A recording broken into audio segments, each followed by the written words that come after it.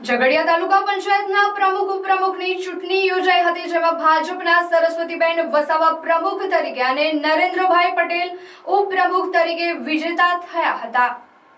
ભરૂચ જિલ્લાની ઝઘડિયા તાલુકા પંચાયતમાં કુલ 22 બેઠકો પરથી ભારતીય જનતા પાર્ટીના 19 ઉમેદવારોએ જીત મેળવી હતી અને આમ આદમી પાર્ટીના 3 ઉમેદવારો વિજયી બન્યા હતા। જે બાદ ભારતીય જનતા પાર્ટી દ્વારા ઉમેદવારોની પસંદગી માટે મેન્ડેટ જાહેર કરવામાં આવ્યા હતા।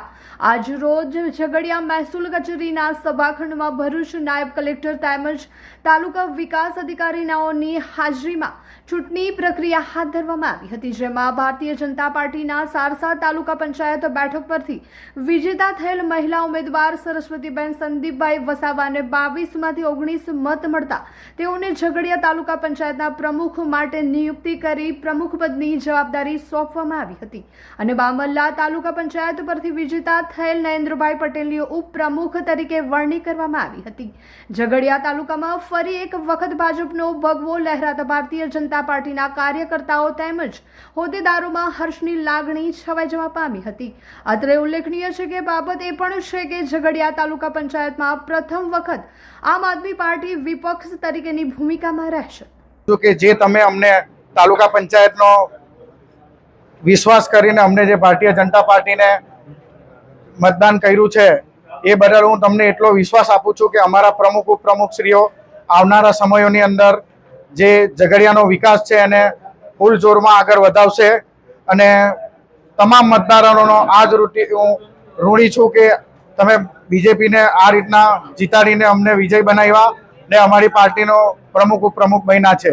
આમ આદમી પાર્ટીનું કંઈ અહીંયા ઉપજ પણ નથી પડતી અને હાલના તબક્કે ભલે 3 જીતેલા છે, આવતા સમયમાં 22 તાલુકા પંચાયત સીટ ભાજપના કમર હેઠળ આવશે એવી મતદારો વતી હું ખાતરી પણ આપું છું। આજરોજ મને જે ભારતીય જનતા પાર્ટી દ્વારા ઉપપ્રમુખ પદની જે જવાબદારી આપવામાં આવી છે એને હું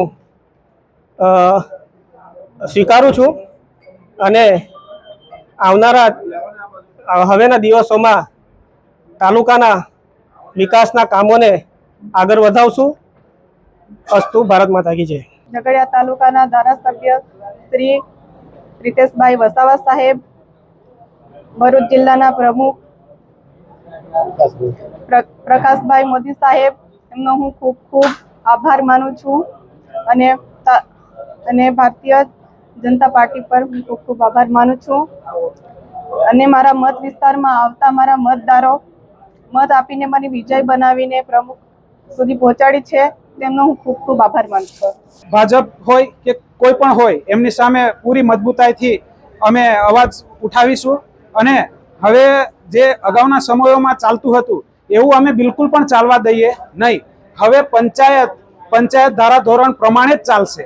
પંચાયતમાં હવે ગેરવહીવટ બિલકુલ પણ ચાલે નહીં। પંચાયતમાં જે ચૂંટાયેલા સભ્યો છે એમના થકી જ વહીવટ થવો જોઈએ। જે અગાઉ જે થતું હતું કે ચૂંટાઈ કોઈ ઓર ને વહીવટ કોઈ બીજું કરતું હતું, પરંતુ હવે વિરોધ પક્ષમાં અમે અમારી રીતે પૂરી મજબૂતાઈથી લડીશું અને જે પણ વહીવટ હોય એ ચૂંટાયેલા સભ્યો જ કરે, જે પ્રમુખશ્રી છે એ જ કરે અને જે બીજા લોકોની એમ જ જે ગેરકાયદેસર રીતે અવર જવર કરી અને તાલુકા પંચાયતના કામોને અસર કરતા હતા એવા લોકોને પણ હવે તાલુકા પંચાયતથી દૂર કરીશું અને એક સ્પષ્ટ અને સીધો સંદેશ આપવા માંગીએ છીએ કે અમે તાલુકાના વિકાસ માટે હંમેશા પ્રયત્નશીલ રહીશું। જનતાના કામોને હંમેશા વાચા આપીશું અને અવાજ ઉઠાવીશું। આવનાર સમયમાં તાલુકા પંચાયતના દરેક કામો પૂર્ણ થાય એવી રીતે અમે લોકોના અવાજ બની અને અમારા પ્રશ્નોને રજૂઆત કરીશું।